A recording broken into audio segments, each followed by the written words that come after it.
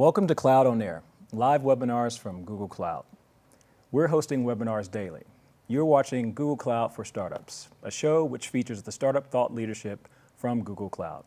You'll hear how startups hit the ground running every day. My name is LJ Erwin, and today we'll be talking about founder advice from Startup School. And joining me today is YC President and partner Geoff Ralston. You can ask questions anytime on the platform, and we have Googlers on standby to answer them. So let's get started. So Geoff, tell us a bit about yourself.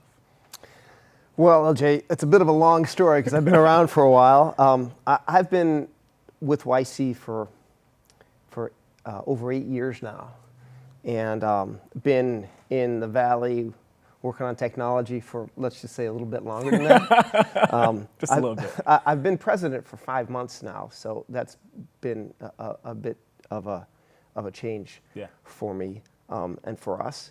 But it's sort of an interesting story. I actually, in the middle of being a partner in this 8-year stretch, actually started my own EdTech accelerator, which looked a lot like Y Combinator. In fact, I started it with a current partner at YC, Tim Brady, in 2011. When I became partner, I went to Paul Graham and said, hey, is this a good idea? I really want to do something in education. He said, that's a great idea. You should do it, and you should become a partner at YC at the same time. He's like, great. And I said, that's great. What? But it turned out it made a lot of sense because even then, in 2011, YC was the best in the business at helping startups get going. And I knew that if I became a partner at YC, it would make Imagine K-12 all the better. And so I ran Imagine K-12 and worked at YC for 5 years, and then in 2016, we merged the two together. Tim, my partner at Imagine K-12, became a partner with me at YC, and so now I only have one job. But before then, I was a programmer initially, working at Hewlett Packard. I started some startups in the very early days of the internet. One of those got bought by Yahoo in the late 90s to create Yahoo Mail. And then I did a few other things and ended up at YC. Amongst those, by the way, I've invested in dozens of startups as an angel investor all on my own. Got it. So you have experience from starting companies, leading large products. You're chief product officer at Yahoo, and then being a CEO of another startup that was acquired by Apple and advised. I skipped through all that stuff, but yeah. And then advised hundreds of startups at YC as well as the EdTech accelerator, Imagine K-12. So you are the perfect person for this conversation. Perhaps, and especially if you want to talk about Startup School. Startup School it's a relatively new program that YC runs. It was started by Sam Altman in 2017. I actually ran it last year in 2018. That's right. And the Startup School we're going to talk about this year was run by Kevin Hale. And every year we've kind of reinvented it, and he did a spectacular job reinventing it this year. And just we've had, we can talk about the numbers for Startup School if you'd like, but we've had an extraordinary response from startups around the world listening to the advice that we give for free in Startup School, which I think is about the coolest thing about it. That's amazing. So hats off to Kevin and Adora and Steven and who's the programmer in the back end does all Kyle. All those guys. You know the whole team, The whole team. Kevin, Adora, Hats Steven, off. and Kyle did an unbelievable job this year at Startup School, and the response from everywhere around the world. I actually went to both Brazil and Argentina where we had Startup School meetups, and they were just the response was terrific. Fantastic. So we just finished week 8 through 10 on Startup School. It's a 10-week program, and over 40,000 founders from around the world participated in it. In week 8, week 9, and week 10 was really like the last, call it You say that number again? How many founders? just over 40,000. Over 40,000 founders. What an unbelievable That's number. amazing. 30,000 companies. 30,000 companies from around the world. Yeah.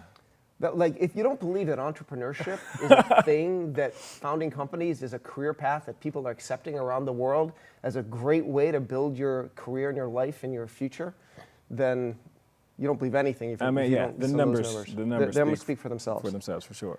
So let's just dive right into week 8. Sure. And week 8 was really about prioritizing your time. and ideas. So a question that kept coming up around this content or this lesson around prioritizing your time was about how can founders keep their teams accountable to the deadline. So as you were running product at Yahoo or building out timeframes at Lala, how did you help your teams be accountable to deadlines?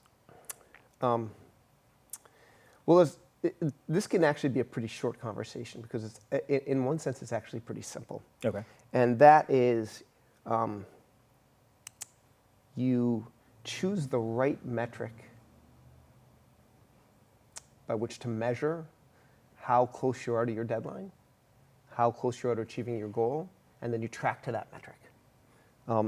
And you make it visible and clear and public. I remember when we were, years and years ago, when we were trying to launch the first version of the web-based email product we built at this company, 4-in-1, that ended up being purchased by Yahoo. Every single day, every day, we would get up, we would do the equivalent of what they call a stand-up meeting today, and everyone would have a metric, and everyone would talk about where they were towards that metric. That metric can be days to launch. That could be how many modules of whatever program you're writing need to be built. Whatever your metric is, clear metrics, clear progress towards the goal, and clear communications about that. That will keep people on track, and that will motivate people. We're all motivated. If you just set general goals like, LJ, do a nice job during this interview, whatever, that's kind of vague and it's not clear. But if you say, I want you to cover these things and get through these points, your ability to get that done is an order of magnitude better. And the transparency too. The transparency that everybody's talking about it on a frequent basis, and it makes it more real and more tangible, and then you're putting it out there for the team to see and feel. I think that's an incredibly important point. The transparency actually holds people together. It makes you act more as a cohesive team. Yeah. And so clarity of I'll talk a lot about, we're going to talk about all sorts of things, and I'm going to keep on coming back to this concept of clarity. And I think that's what you really want when you're trying to get a team to achieve a goal. Be clear about what you're looking for and what you're going for and how you're working towards it. Awesome. So we have a few questions about evaluating startup ideas. And I think Kevin did this in two parts. The first part he did at the beginning of startup school, and then he kind of did a part due in week 8. Because it's such an important topic. The idea is really an important topic, and execution with startups. So one of the questions here is like, why is it so hard for founders to simplify their idea or simplify the description of what they're working on? And what advice do you give founders when you're advising them in the batch about how to simplify the description of what they're doing? Yeah, I think this whole topic is so fundamentally important, more than people think. The reason is because a startup's a story. And it's a story that either inspires or bores you. Yeah. And, we have this thing, LJ, where we say about how fundamentally difficult a startup is. It's really hard. You're off on your own, and you have the fear of death, of startup death, with you all the time. And yet you have to get up every morning and go into to work or stay in your apartment, wherever you are, working on this, and deal with that. And if you don't have a powerful story to pull you through, a story you believe in, you will not survive. Your startup will not survive. So think about it. If you're going to have a story, you better be able to tell that story. You better be able to tell it to yourself. You better be able to tell it to your co-founder, to any employee, to any investor, to any customer, partner. You have to have a story you can tell that's believable, understandable, and clear. So let's start with yourself.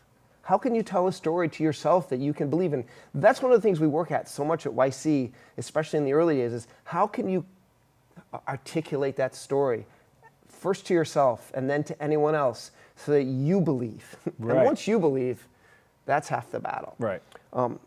We have these things called group office hours at YC, where we sit around with 2 or 3 partners and 6 to 10 companies.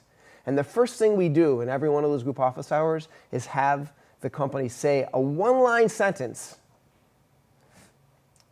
that describes what their company does. Yeah. And as you pointed out, it's actually shockingly difficult for founders to do this. Now, the reason, I don't know if it's that important, why it's hard.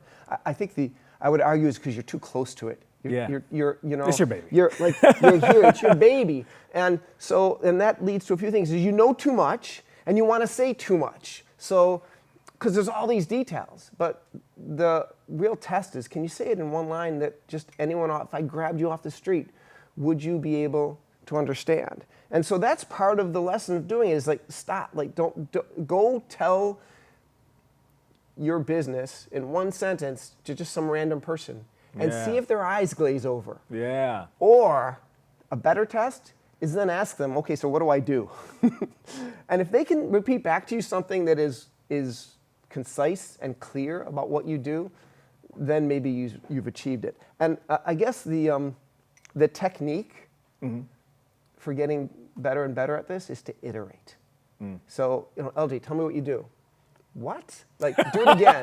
Like, and then I'll try to repeat it. And if I get it wrong, you'll say, no, I do. You mean you do this? And then there's this process, and that's what we do. Someone will say to me in a group office hours, I am creating a version of a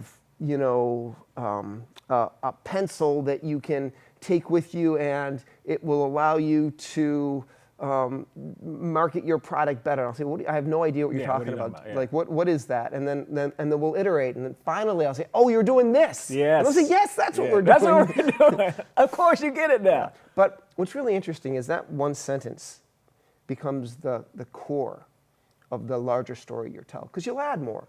Because that one sentence, of course, doesn't describe the fullness of what you're building, and so there's more to it. And so you'll build around that, and eventually you'll build a story. Eventually you'll build a 2-minute story, which for us is a demo day page. Right. And then you'll build a larger story, and it'll vary a little bit depending on whether I'm trying to recruit you to work at the company or whether I'm trying to persuade you to invest in my company. Yeah. Slightly different takes of the same story. Right. But that kernel, that nugget, that kernel is so key. It's important. So you read over 1,000 applications each batch. What about an application gives you the goosebumps?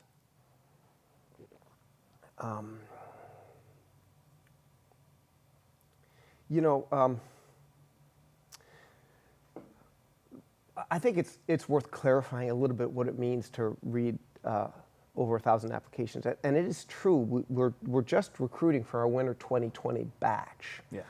And we've had more applications than we've ever had before, and I think I'm at about 1,040 applications. Already? No, but we're just about done. We're actually going to be letting people know whether they're going to get an interview. So it's a 2-part process for us. It's an application and then an interview, and it's not just reading. By the way, every application has a video that people somehow don't manage to follow the very clear instructions we did. We want a minute-long video of the founders, so we get a sense of the founders. Right. So you ask, what gives me goosebumps? Just every now and then, you'll watch a video. The first thing I always do is watch the video. You watch the video first. And I'll look at someone and say, I want to invest in that person. That person is formidable. This guy, this girl, this person, it's almost like I would work for that person.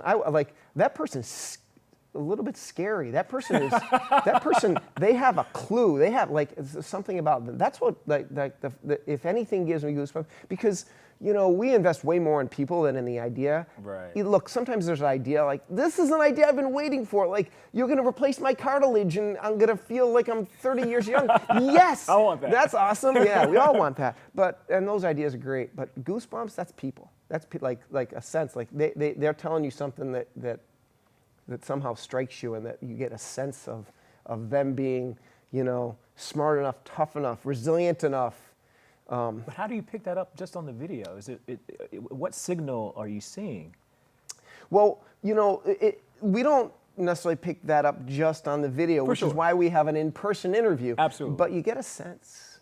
You know, after seeing tens of thousands of founders, you get a sense. There's something, and you know, we're not always right, but that's why we spend more time. And I go look at the founders' backgrounds, and I look at what the company's doing, and read through all these strange questions we ask them about, you know, what's something interesting to you, what's a cool hack you've done, things like that. All those things, every part of that application matters, but just sometimes you get that sense. You get the sense. You just see a twinkle in the eyes, or something they say, or how they say it. Yeah. Like, you know, like Will, I love some, there's one actor, Will Smith, he talks about how he's so resilient that if he gets on a treadmill with you, like, either he's going to win or he's going to die. It's like, those are the two options. He's not going to get off that treadmill. It's almost like these founders that you get these goosebumps from. There is a competitive aspect to it, but actually, I don't think it's not, you know, a lot of us are sort of type A's in Silicon Valley, maybe too much. It's actually unfortunate, and we tend to be really competitive with one another, and that is true. But it's interesting, we seldom talk about competitiveness as a trait we're looking for in startup founders. I suspect it's kind of there in the background, but it's something else. It's like, you talk about resilience. It's more like, you know, you get punched in the face in a metaphorical sense. You know, you go to an investor and they look at you and say, no, I don't believe it. And that's hard, because it's like, this is your baby, this is your passion, and they're like, I don't believe it. Yeah. And you know, that hurts, but you pick yourself up and you go to the next investor and you give as impassioned, believable, persuasive pitch as you ever have before. And then you go to the next one. You know, we have founders who've had to talk to 100 investors before they get investment. No one wanted to invest in Airbnb. Are you kidding me? What a stupid idea, like airbeds. But we did. We bought it. I wasn't there. I can't take any credit, but Paul Graham and Jessica Livingston and Trevor Blackwell and Robert Morris interviewed those guys, and at the end of this interview, with this kind of crazy idea and this sharing economy concept, they said, those guys are tough. They sold cereal to survive. They're tough. There's something there. We'll invest in those people, and that's the kind of call that you know, changes the world. Yeah, for sure, in a massive way. All right, hard tech and biotech. Why are investors really, you know, leery about investing in hard tech? What's your take on it? I actually think that if you follow what Jared Friedman, my partner who talked about hard tech, said, that this is changing. The typical reason for investor reticence for hard tech is that they're expensive binary outcomes. And what I mean by that is, you gotta, like, you know, you'll come to me and say, Geoff, I have invented an anti-gravity machine. It's super cool, and it's going to take $175 million to get to my first milestone. And, you know, it's kind of going against conventional physics, but if I'm right, and so it's not only super expensive, but you know, either you're insane or you're going to change the world, right? And I have to make that call. And so it's like, okay, here's a big check, and you know, it's a zero, or there's seldom a middle ground, and that's a hard bet to make. But I think the beauty is that world's changing, especially when you look at hard tech in terms of biotech, which is, you know, sort of a subset of hard tech, because you can take incremental steps. In fact, Jared explicitly recommends, don't try to raise $125 million all at once. Find milestones in between. Find a simulation you can do. We have this company, Solugen, which is creating hydrogen peroxide out of plants. And if you look at, like, there's a factory they had to build, a big giant factory, right?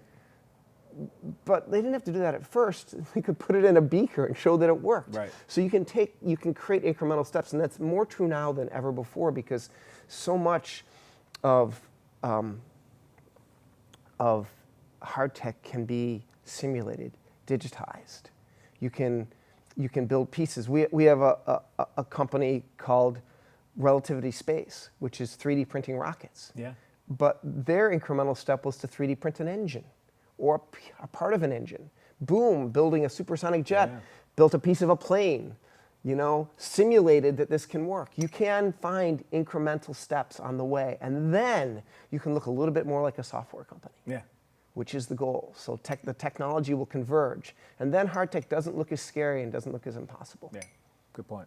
Good point. We just talked about this question: milestones that can de-risk the opportunity. Yeah. But those all go concept. together. It's the same concept, and I think sometimes sometimes if you're building a nuclear power plant that runs on fusion, like Helion is, there's only so much you can do. You have to actually, show that the math works, that the sums add up, that you can, that the physics of building a small fusion power plant and the way you're doing it will work. But I think with thought and creativity and using the tools available in today's world, that founders generally can find those incremental steps that de-risk, maybe not de-risk the end result, but de-risk each step so that investors can have more confidence that the outcome, that binary outcome, is more likely to be a 1 than a 0. Yeah, and it speaks volumes when the founder can actually walk that investor through that de-riskation of the process. Yeah, it's not like jumping off a cliff. It's now the investor is looking at this founder, like, okay, I have more confidence in giving her or him this capital because they see around the corners, they understand where the bombs are. Absolutely. All right, so investments. If you were a founder today, what would be your mindset? How would you go into negotiation around valuation, especially for your first price round? If I can be 100% honest with you, I always hate this question. Yeah. Because what I usually tell people is it's the wrong question to ask me first. So maybe we've had a conversation where you're not asking me, but if you ask me that first, it's like don't focus on the valuation. Focus on your goals and what you're trying to achieve. For sure. And really, there's too much focus on valuation because some of our greatest companies raised at valuations that in today's world would be, oh man, you must be a terrible company because you're raising a $2 or $3 million valuation. Yeah. That didn't stop them from being fantastic companies. Right. So the valuation you choose is not your goal and will not make or break the company. I do think, that being said, that you can look at the market and what other similar companies have raised. You can get a sense from the investor of what their appetite is, and you can ask yourself, what's reasonable dilution for me to take at this stage? And we usually have metrics around that. At your seed stage, you probably don't want to take too much more than 20 to 25% dilution. At Series A, another 20 to 30% dilution, especially when you include things like your options pool. And you can look at that and then work backwards and say, look, if I need to raise this much money, this dilution makes sense. As long as the market, for whatever valuation you're asking, is not ludicrous. If there's 12 companies that are in a vaguely similar space and they've all raised at a $8 million post-money cap, we talk valuation, but those are usually translated as caps on safes nowadays, and we can get into that. Then if you say I want 20, well, maybe you're an extraordinary founder who has a track record and that's what you can do. But it's less important than getting the right amount of money with reasonable dilution so you can achieve your goals. And so think about it that way and then work backwards to the valuation. Got it. No, that makes sense. Totally. Okay, in the final week. So, how to lead was one of the topics for week 10. Ali Rogani did he's awesome. He's great job. I loved his lesson. He's great. One question I have for you, as the president of YC, what is your personal definition of leadership? I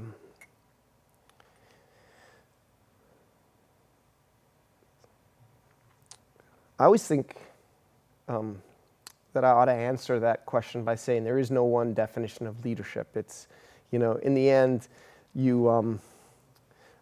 a leader has a few tasks: to keep the company together, to keep everyone marching to more or less the same tune and the same drum beat, the same going in the same direction, and that you keep your organization as cohesive and happy and effective as it can be. But I do think there are traits or there's things you can do that make your leadership more or less effective. We started talking about this a little bit earlier, and one of the most important traits that, in my leadership that I try to live up to is to be clear and transparent in everything I do, and that goes an extraordinary distance. Huge. Because remember, any company is a social organization. We're just, a group of people. That's what we do as people. We create our little tribes. And there's pros and cons to that. But inside any one of those things, there's human relationships that happen. And transparency and clarity help people in their role in that human social dynamic. The first thing I did when I became president of YC is I said, I'm going to meet with every single person in the company and hear from you and talk to you. And I'll talk to you about my goals, and I'll tell you why I'm here and what my goals are and what I'm doing. And I'm going to send an email out about what's going on throughout the company continuously. So clear communications, transparency, and in the end, part of that is to communicate why you're doing what you're doing with as great a clarity and concision as you can. And I think that makes the biggest difference. There's one other thing. You mentioned this music company, I think. Or, I don't know if we mentioned it, but I ran this music company, La that got bought by Apple. So it was great being bought by Apple. It was great to have an exit that was really super positive for our music company, which we could talk about for a long time. But that is not usual. But Steve Jobs teaches you lessons about leadership, about clarity of thought. But there's one other quality that Steve Jobs was famous for, and this is a hard thing, and it's a hard thing, and I always am continuously working at this, which is the knowledge of when to say no. He told the story of when he came back to Apple after having gone to Next and then being brought back to Apple, and he talked about the series of meetings he had because he had this problem, which is that Apple was actually doing pretty well. They were making $5 billion in sales every year. The problem is they were spending $6 billion. That's a problem. That's a problem. If you're a business. But, he said, look, the way I thought of it, and think about this clarity of thought, LG. He said, the way I looked at it is if I could just get the expenses down to $4 billion, I'd have $1 billion to play with. To do things like create an iPod or whatever. Yeah. And so he went through a whole process of meeting with everyone and figuring out what to say no to, what not to do. Yeah. And sometimes that's as important as that new cool initiative you want to do. Yeah. So you need to lead, and you need to push the company direction, you need to create. You also need to know what not to do. Yeah. Clarity of thought, clear communications, getting everyone moving in the same direction, and then knowing what not to do. Those are some pretty good ideas. Those are the core tenets. That's great. What's one leadership trait you've observed and admired in some of the top YC founders that keeps coming up for you? I'll say one thing here. Okay, I'll say two things. You can say three. I mentioned this in my parting advice, and this is a trait of leaders, of founders especially, that I've always admired, and that is a default to action. We talked about resilience earlier. For founders, you get punched in the face and you get up. Sometimes when you get punched in the face, you're sad. Yeah. It's like you're like, I'm just gonna go sit in my room and be sad. Yeah. Or if you're an engineer, if you're a programmer and you're trying to sell and you suck at selling, it's just hard. And all you want to do is code. And I go, LJ, here's my great product, and you say, we're not interested. I'm busy. I don't like your product. Go kick rocks. I just want to go. I want to go kick rocks, or I want to go sit and code and code and code. I don't want to deal with those lousy customers anymore.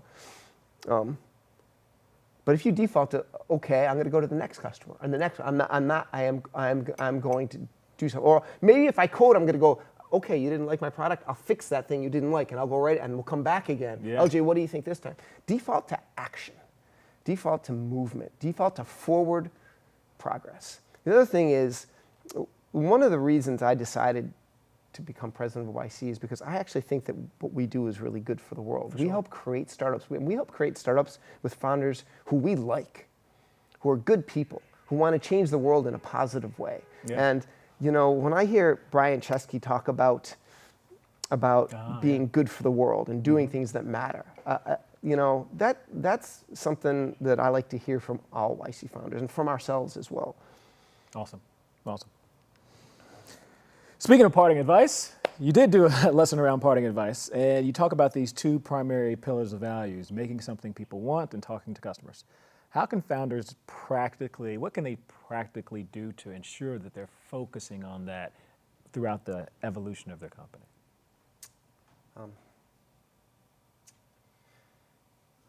I was just asked by one of our great startups, the founder of GitLab, because they were doing a project on what can go wrong as companies get larger, and I don't know why they thought I might know, have any answers there, but they did. And one of the things that I said is, one of the things that can happen as a company grows is that you get farther and farther away from customers. You have like LJ who's sitting in the back room coding, and he's just not connected to customers. Or you have a business development person who's working on contracts for some partner, but they're not that connected to customers. So you have a lot of people who don't have that tight connection when you're just two people talking to every customer every day. And so you can lose the customer centricity at the heart of what you're doing and why you're doing it. And so I think what you do is you make that an absolute core tenet of who you are as a company. That putting the customer in the center of everything you do will force you to say, like, is this product really responding to the needs of our customer? Are we delivering the value that we think we are? Yeah. And to continuously ask yourself that.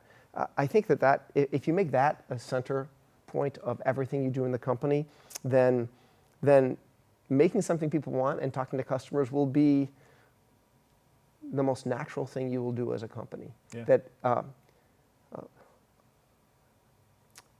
I'll say something that I heard by hearsay that Steve Jobs said from Reed Hastings, the founder of Netflix. And by the way, Pure Software, which was in so many ways a cooler company than Netflix, but that's because I'm old school, and his first company helped coders be better coders. Oh, yeah. Another story. He said that he heard Steve Jobs say that, like, what you really want to have is an ultimate respect for the customer. And with that respect comes the desire to deliver to them something that they want and to deliver value that matters to them. So I think if you always keep that in mind, then all the other things being equal, you'll find product market fit. Yeah. You'll find growth. You'll find investors. You'll find partners, customers, and success. Yeah. Respect the customer. Like it. All right, cool. So that is it for the presentation portion of the talk. So please stay tuned for FAQs. We'll be back in less than a minute.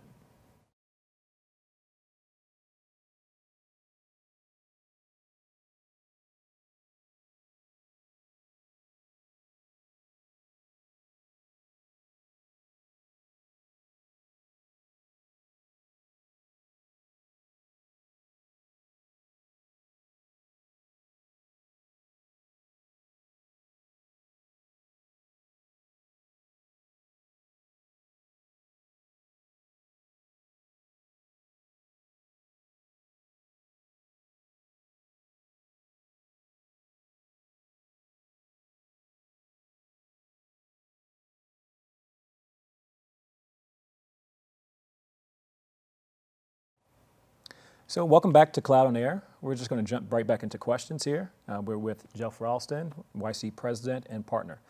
So, question around prioritizing your time. As a founder, what percentage of your time should be focused on building the product versus talking to customers? Is it 50-50, 70-30, 100 and 100? You know, it will always depend on where you are with your product. Sort of, one way to think of this is, if you have an MVP, which means you have, in the founder of YC, Paul Graham's terms, created a quantum of utility. Said differently, you've built something that is a terrible product, but has one aspect that customers just love and need, and all the other lousy cruft that you've built and the shortcuts you've taken don't matter, because it does something so critical they couldn't do otherwise, right, that they will use it even despite all the things that you and they both know are wrong with the product. Well, then it's time to get more people to use it and learn from those customers. And I would spend more time talking to customers instead of building, because you don't know exactly what to build then, and you're getting feedback. Yeah. Now, once you have product market fit, which is a different stage than from an MVP, where you basically can tell you have product market fit. Well, how can you tell you have product market fit? That's something that's asked a lot. We had a terrific founder give a talk at Startup School last year, Ushma Garg from Gobble. And she said something that's always stuck with me, which is that product market fit is at the intersection of retention and growth. And what she meant is that once your product just starts growing, once your business just starts growing all by itself without you doing anything, it's because you have product market fit. And when customers don't leave, it's because you have product market fit. And when you have both of those, well, then you should focus on growth. Okay.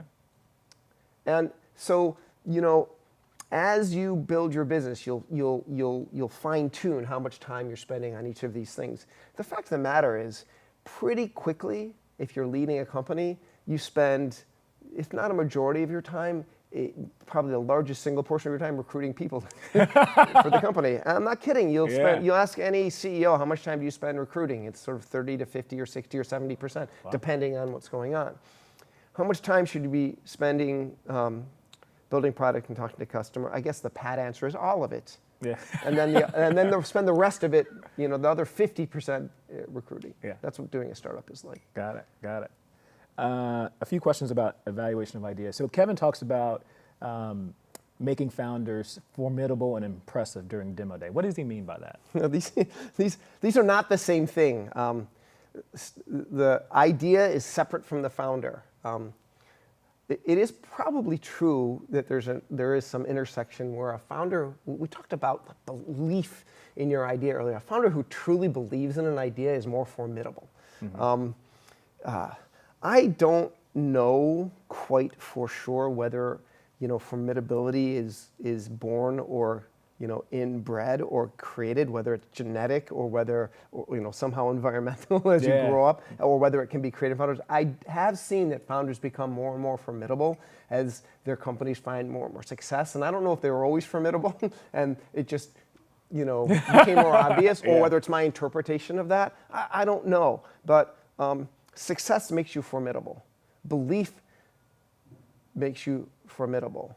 Conviction makes you formidable.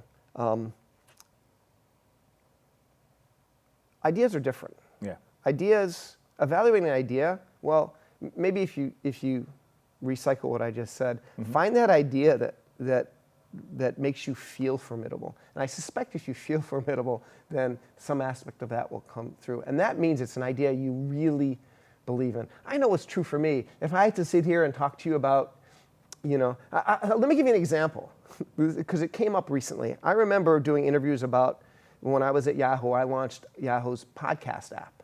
Yeah. This was in, the early 2000s. And I did interviews on that thing, and I did not believe in that app because nobody, podcast in 2003, it was nothing. And so I had to like pitch why this was going to make money, and we were really focused on like non-ad models back then. It was terrible. I was not formidable talking about podcasting back. I could be way more formidable talking about podcasting now. Startups, I believe in. Yeah. So if there's a range of formidability that any person can have, believe in something, and you will come across as a person who can actually make something happen with that. Cool. I think we have time for 2 more questions. We talked about hard tech and biotech in the conversation. Here's an interesting one. What should a founder say to an investor who's really reticent on doing a SAFE? Maybe they're based out of a non-Silicon Valley location. So it's a difficult question because the reason investors don't like safes is because they worry about what happens if the safe never converts, or what happens, if in some strange corner case where because I'm not an owner, I have no say in the business. And they're sort of right. Those are worries. But the problem is that those worries are like 1/1000th of 1% of the main worry when you invest at a seed stage, which is that you're going to lose all your money. Which, by the way, is the likely case. Yes. So the answer really is to persuade them that none of that stuff matters. The reason you're investing in my startup, sir, is because my startup is going to be the next Airbnb. And when I'm worth $30 billion, your concerns about what happens in this weird corner case are irrelevant.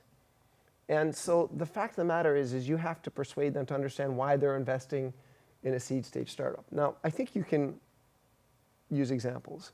The vast majority of startup investing now, thanks to the invention of the SAFE by Carolyn Levy, who was my partner at Y Combinator and one of the best startup lawyers in the world, is because you can do them fast and quick and efficiently, and that actually improves the startup's chance of success. And that's why an investor should like it. Right. So maybe that's the bottom line. Say to that investor, sir or madam, this investment, this vehicle actually improves my chance of success, so you should like it. Got it. All right, I think that's it for questions. A bit about the Google Cloud for Startups program.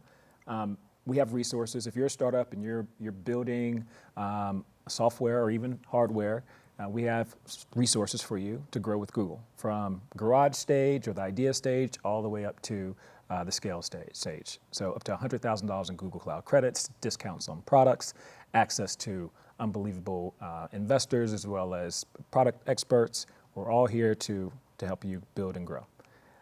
If you're interested in joining the program, here's a link, a QR code, snap that, apply, and within 48 hours, we'll have some resources in your inbox. Hopefully it's a Gmail inbox. All right, so thank you for joining Cloud on Air. Please continue to tune in on Cloud on Air for more content from Google Cloud experts. And thank you for joining us as well. Thank you, LD. Appreciate it.